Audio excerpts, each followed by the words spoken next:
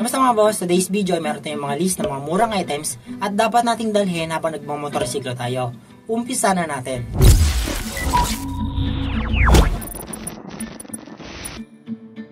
Kadalasan mga boss, nagdadala tayo ng mga wrench, screwdrivers at iba pa na nilalagay natin sa compartment ng motor.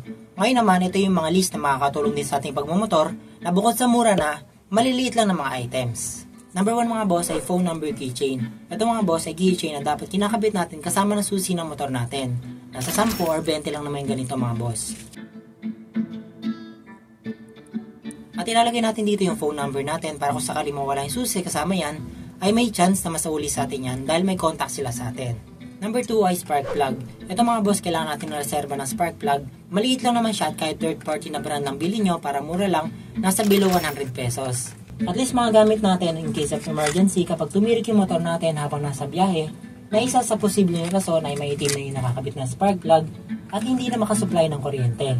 Tandaan natin mga boss na iba-ibang sukat ng mga spark plug, kaya syempre bilhin natin inaayon sa compatibility ng motor natin.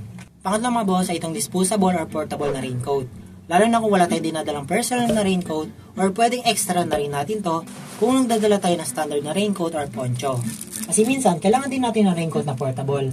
Halimbawa, may bigla na aangkas sa'yo at umuulan kaya magdala tayo nito kahit isa o dalawa, mura lang naman siya, nasa 5 o 10 piso lang.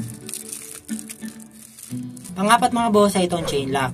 Ito mga boss para sa mga chain type na motorsiklo na karaniwan nakikita sa mga manual at semi. Kahit itong chain lock lang yung dalhin natin mga boss. 10 piso lang naman ganito mga boss dahil karaniwan, kung sakali maputulan ka ng chain habang nasa biyahe, may isa o dalawa lang na link yung nasira at posibleng makatulong itong chain lock na kadalasan ay sapat na para mapagduktong mo ulit sila para at least mauwi mo pa yung motor sa inyo na hindi nagtutulak. Number 5 mga boss ay itong bolts nut clip screw in washer.